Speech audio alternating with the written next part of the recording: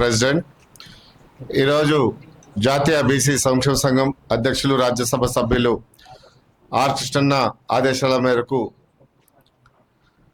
మన గద్వాల్ జిల్లా రాజోలు మండలం పెద్ద ధన్వాడ్ గ్రామంలో ఇథనాల్ ఫ్యాక్టరీ పరిశ్రమను ఏర్పాటు చేయడానికి గత 2023లో రాష్ట్ర ప్రభుత్వానికి కేంద్ర ప్రభుత్వానికి అప్పీల్ చేసి ఆమోదించిన తర్వాత సొంతం ల్యాండ్లో ఒక పరిశ్రమను స్థాపించి అక్కడ ఉన్నటువంటి గ్రామ ప్రజలు మండల ప్రజలు నియోజకవర్గ ప్రజలకు నిరుద్యోగులకు ఒక ఉద్యోగ అవకాశం కల్పించాలనే ఒక ఆలోచనతోని మరి పరిశ్రమ ఏర్పాటు చేయడం జరిగింది. ఈరోజు అదే పరిశ్రమ ఏర్పాటు చేస్తుంటే గత ప్రభుత్వంలో కూడా టిఆర్ఎస్ ప్రభుత్వంలో మరి అన్ని గవర్నమెంట్ ఆమోదనతోని గవర్నమెంట్ ఆదేశాలతోని గవర్నమెంట్ పర్మిషన్ తోని తీసుకొని ఫ్యాక్టరీని నిర్మిస్తే మరి ఈరోజు కాంగ్రెస్ ప్రభుత్వం వచ్చే తర్వాత గత ప్రభుత్వం ఉన్నటువంటి లీడర్లు బీఆర్ఎస్ పార్టీలో ఉన్నటువంటి లీడర్లు ఒక గ్రామ రైతులుగా మేము రైతులము ఇక్కడ పరిశ్రమ పెడితే మాకు అడ్డంకుగా ఉంటుంది, మాకు పరిశ్రమ పెట్టడం వల్ల మా బిడ్డలు బాగుపడతారు, మీ పరిశ్రమ పెట్టడం వల్ల కాంగ్రెస్ పార్టీకి మంచి పేరు వస్తుంది, ఈ పరిశ్రమ పెట్టడం వల్ల ప్రజలకు ఉపయోగపడుతుంది అని ఒక దురాలోచనతోని ఇలా పరిశ్రమను అడ్డుకోవడానికి తిరుగుబాటు చేస్తున్నారంటే ఎంత దౌర్భాగ్యమైనటువంటి పరిస్థితితో ఒక్కసారి ఆలోచన చేయాల్సిన బాధ్యత ఈ రాష్ట్ర ప్రభుత్వం మీద ఉంది. ఎందుకంటే రైతుల ముసుగులో ఈరోజు దమ్ముంటే ఎదురుగా రావాలి. ఇలా పేద బిడ్డ బడుగు బలైన వర్గాలు ఇలా పరిశ్రమలు పెట్టి ఇలా ముందుకు తీసుకెళ్తూ నిరుద్యోగులకు ఉద్యోగ అవకాశాలు ఇవ్వాలని చెప్పి ఇలా ఓబీసీ బిడ్డలు ఇలా పరిశ్రమలు స్థాపించి ముందుకు వెళ్ళాలని ఒక ఆలోచనతో వెళ్తుంటే రాష్ట్ర ప్రభుత్వము ఆదేశాలు ఇచ్చిన తర్వాత కూడా రాష్ట్ర ప్రభుత్వము పర్మిషన్ ఇచ్చిన తర్వాత కూడా ఇలా ఆ పరిశ్రమలో ఏం పెడుతున్నారు, ఏం జరుగుతుంది? ఒక బయోడీజిల్ తయారు చేయడానికి ముక్కి బియ్యము మొక్కజొన్న వాటితోనే ఈ డీజిల్ తయారవుతుంది. ఈ డీజిల్ ఎందుకు తయారవుతుందంటే ఒక పొల్యూషన్ లేకుండా మరి ఇంధనం రాష్ట్ర ప్రభుత్వానికి సప్లై చేసి పొల్యూషన్ లేనటువంటి రాష్ట్రంగా పొల్యూషన్ లేనటువంటి వ్యవస్థను తయారు చేయాలని ఒక ఆలోచనతోని ఓబీసీలు ఇలా దాన్ని ఒక చక్కగా ఏర్పాటు చేయడం జరిగింది. అక్కడ ఉన్నటువంటి అగ్ర కులాలు ఇలా ఓబీసీలు ఇలా పరిశ్రమలు స్థాపించి ఇలా ముందుకెళ్తే మన బడుగు మన జాతి ఎక్కడ దిక్కు తోచని స్థితిలో పోతుందో అని చెప్పి అక్కడ చేసే అగ్ర కులాల యొక్క వ్యవస్థను అగ్ర కులాలు తిరుగుబాటు చేస్తున్నారు. కాబట్టి బీసీ బిడ్డలారా ఎప్పుడైనా మీరు కనువిప్పు చేసుకోండి. మన బిడ్డలకు మనం పరిశ్రమలలో మనం ఉద్యోగాలు ఇవ్వకపోతే మరి ఎవరిస్తారు? మనం జాగ్రత్తగా మనం ముందుకెళ్ళకపోతే ఇంకా ఎవరి సహాయంలో మనం ముందుకెళ్తామో ఒక్కసారి ఆలోచన చేయాలి. ఇలా పిహెచ్డీలు డబల్ పిహెచ్డీలు చేసి అమెరికాలో లండన్ లో అసంటే మన పరిపాలనలో అక్కడ మంచి మంచి సైంటిస్టులుగా తయారవుతున్నాము. అదే మన భారతదేశంలో మన తెలంగాణలో మన నియోజకవర్గాలలో మన పరిశ్రమల ద్వారా మరి పొల్యూషన్ లేనటువంటి వ్యవస్థను ముందుకు తీసుకెళ్లాలని ఒక మంచి ఆలోచనతోని ఇలా గవర్నమెంట్ పర్మిషన్ తీసుకున్నా కానీ ఇలా ఈ టిఆర్ఎస్ ప్రభుత్వం యొక్క కుమ్మక్కు కాసి ఇలా ఎన్ని డబ్బులు ఇచ్చినా కానీ ఇవి మాకు సరిపోవు, అగ్రకులాలు అక్కడ ఉన్నటువంటి వాళ్ళు మాకు సరిపోవు, ఇది కాదు మాకు ఇంకా కావాలి, మీరు ఓబీసీలు మీరు పరిశ్రమలు స్థాపిస్తే మేమెక్కడ పోవాలి, మా పరిశ్రమలలో మీరు ఒక కూలీలుగా ఉండాలి, మీరు ఒక హమాలీలుగా పనిచేయాలి, కానీ మీరు మాతోటి దీటుగా మీరు పరిశ్రమలు స్థాపిస్తారా అని ఒక దురాలోచనతో ఇలా మా రైతులను మా బీసీ బిడ్డలను మరి మా మీద మాకే ఎదుర్కొల్పే దుస్థితి ఏర్పడుతుందంటే మనం ఎక్కడ ఉన్నాం, ఏ లోకంలో ఉన్నాం? 70 సంవత్సరాల ఆర్ కృష్ణ పోరాటం చేసి మనకు ఇలా ఒక వ్యవస్థను చక్కదిద్దింది. దేనికోసమైనా ఇలా బీఈడీలు డిఈడీలు ఎంటెక్లు ఎల్ఎల్బీలు చదివి ఒక ఉన్నత స్థాయికి ఇలా మనకు అన్న విద్యా ఉద్యోగ ఆర్థికంగా ఎదుగుపాటు చేయాలని ఒక పూల బాట వేస్తే ఇవాళ మనం ఏ బాటలో నడుస్తున్నామో ఒక్కసారి అక్కడ నియోజకవర్గం ఉన్నటువంటి ప్రజలు ఆలోచన చేయాలి. మనం తిరుగుబాటు చేయకపోతే ఇది కాదు, ఇథనాల్ ఫ్యాక్టరీని పరిశ్రమను తప్పకుండా అక్కడ నెలకొల్పే విధంగా ఎవరు అడ్డం వస్తారో దేనికైనా సిద్ధపడదాం. బీసీ బిడ్డల్లో మనమంతా ఏకమై సిద్ధంగా ఆ ఎథనాల్ ఫ్యాక్టరీని మళ్ళా పరిశ్రమను ఎవరో వచ్చి కూలగొట్టి కాలు పెడితే సరిపోతుందా? అయినా కానీ దానికి ఎదురు తీయడానికి సిద్ధంగా ఉన్నాం. ఆర్ కృష్ణ నేతృత్వంలో మన బీసీ బిడ్డలు పరిశ్రమలతో ముందుకెళ్ళడానికి సిద్ధంగా ఉండాలని చెప్పి మీ అందరికీ వెన్నుముకలా ఉండడానికి ఆర్ కృష్ణ యొక్క సైన్యం మీకు అందరికీ ఉందని చెప్పి కూడా గుర్తు చేస్తూ, ఇలాంటి పరిశ్రమలను ఇంకా ఎన్నైనా స్థాపించడానికి మీరు మేల్కొల్పు ఉండాలని చెప్పి నేను పిలుపునిస్తూ, మరి ఇలాంటి పరిశ్రమలకు ఎద్దు వస్తే బిడ్డ అడ్డంగా బొందవట్టడానికి కూడా సిద్ధంగా ఉన్నామని చెప్పి హెచ్చరిస్తున్నా. ఇథనాల్ ఫ్యాక్టరీ అంటే బయోడీజిల్ ఫ్యాక్టరీ మీద స్థానిక ప్రజలను కొందరు నాయకులు ఉసిగొల్పి తప్పుడు సమాచారంతో రెచ్చగొట్టి తప్పుతో పట్టించారు. ఫ్యాక్టరీ పెట్టడం వల్ల ఇక్కడ అంతా ఏదో కొంపలు అరిగిపోతున్నట్టు, ప్రజలంతా చచ్చిపోతున్నట్టు, విషగాలు వచ్చినట్టు ప్రచారం చేసి ప్రజలతోటి రెచ్చగొట్టారు. ఆ నాయకులు బ్లాక్మెయిల్ రాజకీయ నాయకులు వాళ్ళ స్వార్థం కోసం, డబ్బుల కోసం ఈ ఫ్యాక్టరీ వాళ్ళను ఆ డబ్బులు అడిగితే ఇవ్వలేదు. వాళ్ళు ఇవ్వకపోయినందుకు ప్రజలను రెచ్చగొట్టి దాడి చేయించారు. ఇప్పుడు అమాయక ప్రజల మీద పోలీసులు కేసులు పెట్టడం, ప్రజలందరూ ఇబ్బందులు పడుతున్నారు. కాబట్టి దీని మీద సమగ్ర విచారణ జరిపించాలని చెప్పి డిమాండ్ చేస్తున్నాం.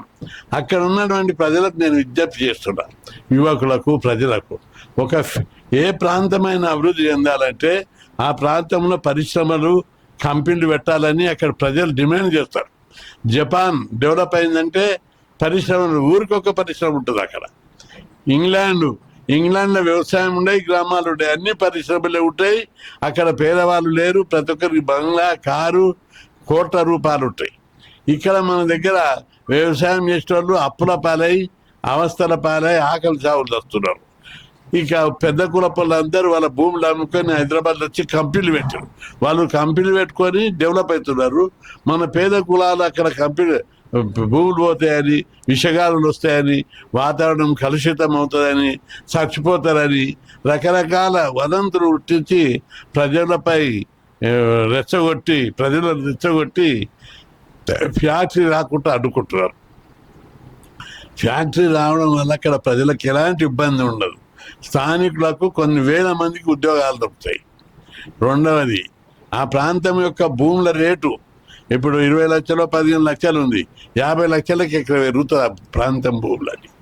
ఆ విధంగా ఆ ప్రాంతం భూముల ధరలు పెరుగుతాయి, యువకులకు ఉద్యోగాలు దొరుకుతాయి. ఇంకా అవసరమైతే విషగాలులు, వాతావరణం కలుషితమైతే ఫ్యాక్టరీలు అయితే తప్పపట్టవచ్చు. ఇథనాల్ ఫ్యాక్టరీ వల్ల ఎలాంటి ప్రమాదం లేదు. ఇది డీజిల్కు ప్రత్యామ్నాయంగా ఇంకొక ఈ గోధుమ పొట్టుతోటి, వరి పొట్టుతోటి, వడ్లతోటి అన్నిటి మన వ్యవసాయపు పంటలను తీసుకొని అక్కడ దాని మీద డీజిల్ ఉత్పత్తి చేస్తారు. దీంతో మన ఆహార ధాన్యాలు, గోధుమలు, జొన్నలు, వడ్లు, వాటి ధర కూడా పెరుగుతుంది. మనకి ఇప్పుడు 2500 ఉంటే 5000కు పెరుగుతాయి. ఎందుకంటే దానికి ముడిసరు కావాలి బయోడీజిల్ ఫ్యాక్టరీకి. ఆ జొన్నల నుంచి, గోధుమల నుంచి, వడ్ల నుంచి, ప్రతి ఆహార పంట నుంచి నానబెట్టి డీజిల్ తీసి అమ్ముతారు వాళ్ళు. దీనివల్ల పంటల ధరలు పెరుగుతాయి, భూముల ధరలు పెరుగుతాయి, యువకులకు ఉద్యోగ అవకాశాలు వస్తాయి. ఈ ప్రాంతం అంతా కూడా డెవలప్ అయ్యే అవకాశం ఉంటుంది. ఇప్పుడు షాద్నగర్లో ఎకరాకి ఎంత ఉంది? 5 కోట్లు 10 కోట్లు ఉంది. సంగారెడ్డి పొటన్ చెరువులో 10 నుంచి 30 కోట్లకి ఎకర భూమి ఉంది. అక్కడ గద్దాల్లో 20 లక్షలు, అంటే 100 రెట్లు ఎక్కువ ఉన్నది. భూముల ధరలు మా పేద కులాలు పెరగొద్దా? కుర్మల్లో పెరగొద్దా? గొల్లలో పెరగొద్దా? వాల్మీకులు పెరగొద్దా? రజకులై, విశ్వబ్రహ్మణులు పెరగొద్దా? మొత్తం పెద్ద కులపుల భూములన్నీ పెంచుకొని అమ్ముకొని వచ్చి హైదరాబాద్లో పెట్టుబడులు పెట్టి విమానాలలో తిరుక్కుంటా, కార్లలో తిరుక్కుంటా డ్యాన్సులు చేస్తారు. రాత్రి ఈవినింగ్ కానీ క్లబ్లలో డ్యాన్సులు చేస్తారు. మా ప్రజలు పొట్ట నిండా తిండి లేక అక్కడ వస్తున్నారు గ్రామాలల్లో. ఈ విధంగా పరిశ్రమలు రాకుండా, యువతకు ఉద్యోగాలు రావద్దనే కుట్రతోటి, భూముల ధరలు పెరగవద్దనే కుట్రతోటి ఫ్యాక్టరీలు పెడితే ఈ విధంగా నష్టపోతారనేటువంటి వదంతులు లేపి దుష్ప్రచారం చేసి ప్రజలను రెచ్చగొడుతున్నటువంటి నాయకులను గుర్తించి కఠినంగా చర్చించాలని చెప్పి రాష్ట్ర ప్రభుత్వాన్ని డిమాండ్ చేస్తున్నారు. అక్కడ ఉన్న నాయకులు కూడా ఆలోచన చేయాలి. 76 ఏళ్ళ తర్వాత కూడా బీసీలకు ఫ్యాక్టరీలు లేవు, పరిశ్రమలు లేవు, కంపెనీలు లేవు. లేక ఒక బీసీ వచ్చి ఆడ కంపెనీ పెడితే ఒక పరిశ్రమ బయోడీజిల్ పరిశ్రమ పెడితే దానివల్ల ఎలాంటి ప్రమాదం లేదు, పొల్యూషన్ కూడా చెడిపోదు, వాతావరణం గాలి కూడా చెడిపోదు. దాన్ని సరి చేయడానికి అక్కడ ఆయన 10 కోట్లు పెట్టి ఇంకో మిషన్ పెట్టాడు. కాబట్టి వాతావరణం చెడిపోదు, ఎలాంటి నష్టం జరిగినటువంటి విధంగా ఆ పరిశ్రమను స్థాపిస్తే వీళ్ళు అక్కడ ఉన్నటువంటి స్థానిక కొన్ని రాజకీయ పార్టీల నాయకులు రాజకీయ దురుద్దేశంతో వాళ్ళ స్వార్థ ప్రయోజనాల కోసం, రాజకీయ ప్రయోజనాల కోసం ప్రజలను రెచ్చగొట్టి ఆ ప్రాంతం అభివృద్ధి కాకుండా పాటుపడుతున్నారు. అటువంటి వారిని విచారణ జరిపి ప్రజలు శిక్షిస్తారు. రేపు ప్రజలు శిస్తారు, ఇప్పుడు చట్ట ప్రకారం శిక్షిస్తారు. ఈ ఫ్యాక్టరీ అలాలుగా పెట్టినటువంటి ఫ్యాక్టరీ కాదు. కేంద్ర ప్రభుత్వం పర్మిషన్ ఇచ్చింది, రాష్ట్ర ప్రభుత్వం పర్మిషన్ ఇచ్చింది. డీజిల్ పెట్రోలు మనకు సరిపోకపోతే దొరకదు అని చెప్పి భవిష్యత్తులో బయోడీజిల్ వాడితే వాతావరణం చెడిపోవద్దనే ఉద్దేశంతో బయోడీజిల్ ఫ్యాక్టరీలను కేంద్ర ప్రభుత్వం ప్రోత్సహిస్తుంది, సబ్సిడీ ఇస్తుంది. దీన్ని బేస్గా తీసుకొని అనేక మంది మన వ్యవసాయ ఉత్పత్తులకు అధిక ధరలు దొరుకుతాయి, అవి రా మెటీరియల్తో ఉపయోగపడతాయి. అనేక మంది జొన్నలు, వడ్లు, గోధుమలు కొనుగోలు చేస్తే లేక వాగులలో పోసి పడేస్తున్నారు. అట్లా కావద్దు. గోదాములలో పెట్టిన వాళ్ళందరూ సముద్రంలో తల్లేస్తున్నారు. అట్లా కావద్దు. దీనివల్ల డీజిల్ సారాయి తయారు చేయాలి, డీజిల్ తయారు చేయాలనే మంచి ఉద్దేశంతో ఫ్యాక్టరీ పెట్టడాన్ని మనం అందరం ప్రోత్సహించాలి. ప్రజలందరూ కూడా అర్థం చేసుకోవాలి. మన పిల్లలు చదవాలి, మన ప్రాంతాల్లో ఫ్యాక్టరీలు రావాలి. మనం ఇంకా గొర్రెకాడికి పోతాం, బర్రకాడికి పోతాం, బర్రెలు కాస్తాం, పందులు మేపుతాం అనే భ్రమణ నుంచి బయటకు వచ్చి జీవన విధానం లోపల మౌలికమైనటువంటి ఆధునికమైనటువంటి మెరుగైన జీవితం కోసం, పేదరికం లేనటువంటి జీవితం కోసం మనం ఫ్యాక్టరీలను ప్రోత్సహిద్దాం. బీసీ కులాలకు పారిశ్రామిక విధానమే లేదు. పరిశ్రమలలో, కంపెనీలలో 99.9 అగ్రకులాల చేతుల్లో ఫ్యాక్టరీలు ఉన్నాయి.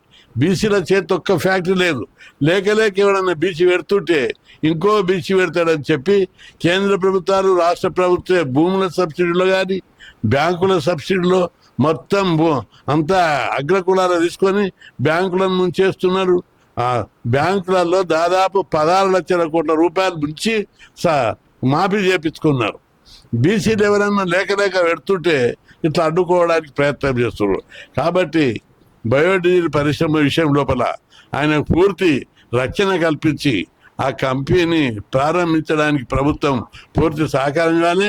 ప్రజలకు ఏమైనా అనుమానాలు ఉంటే అక్కడ కంపెనీ ఓనర్స్ను ప్రజలను కూర్చునబెట్టి సాల్వ్ చేయాలి. ఇదేం కెమికల్ ఫ్యాక్టరీ కాదు, ఫార్మసీ కాదు, బయోడీజిల్. మన వ్యవసాయ ఉత్పత్తులను కొని, జొన్నలు కొని, గోధుమలు కొని, ఎవ్వలు కొని, ఒడ్లు కొని వాటిని నానబెట్టి డీజిల్ తయారు చేస్తారు. ఇది ఎట్లా తయారవుతారు అనేది తెలియక చాలామంది కెమికల్ ఫ్యాక్టరీ అని సలాస్పేట్, సంగారెడ్డి, షాద్నగర్ మొత్తం కెమికల్ ఫ్యాక్టరీలు, ఫార్మసీ కంపెనీలు ఉన్నాయి. దాన్ని ఆ తయారయ్యేదంతా విషం గాలిలు. ఆ గాలి వీలిస్తే చచ్చిపోతారు. అసుటి ఆడు ఉన్నాయి. షాద్నగర్, జడ్చాల నుంచి హైదరాబాద్ దాకా మొత్తం కెమికల్ ఫ్యాక్టరీలు, ఫార్మసీ కంపెనీలు ఉన్నాయి. ఈ ఇథనాల్ ఫ్యాక్టరీ అనేది కెమికల్ కాదు, ఫార్మసీ కాదు. ఇది లీడర్లకు వాళ్ళకి అవకాశంగా మలుచుకోవడానికి బ్లాక్మెయిల్ చేస్తూ ప్రజలను దెబ్బతీసి ప్రజలను ఉపాధి దొరకకుండా, ఉద్యోగాలు దొరకకుండా చేసే కుట్రలో భాగంగానే దీన్ని వ్యతిరేకిస్తున్నారు. ప్రజలందరూ, యువకులందరూ అర్థం చేసుకోవాలి, రెచ్చిపోవద్దు. ఈ ఫ్యాక్టరీ వల్ల నష్టం ఏముంది? ఇది company chemical company, pharmacy company, విషగాలు వస్తాయా? దీనివల్ల నష్టం ఏమిటి అనేది అర్థం చేసుకోవాలని చెప్పి ప్రజలకు విజ్ఞప్తి చేస్తున్నా. ప్రభుత్వం కూడా దీనికి వెంటనే స్పందించి పూర్తి సహకారంతో ఇటువంటి కంపెనీలను ప్రోత్సహించాలని విజ్ఞప్తి చేస్తున్నా.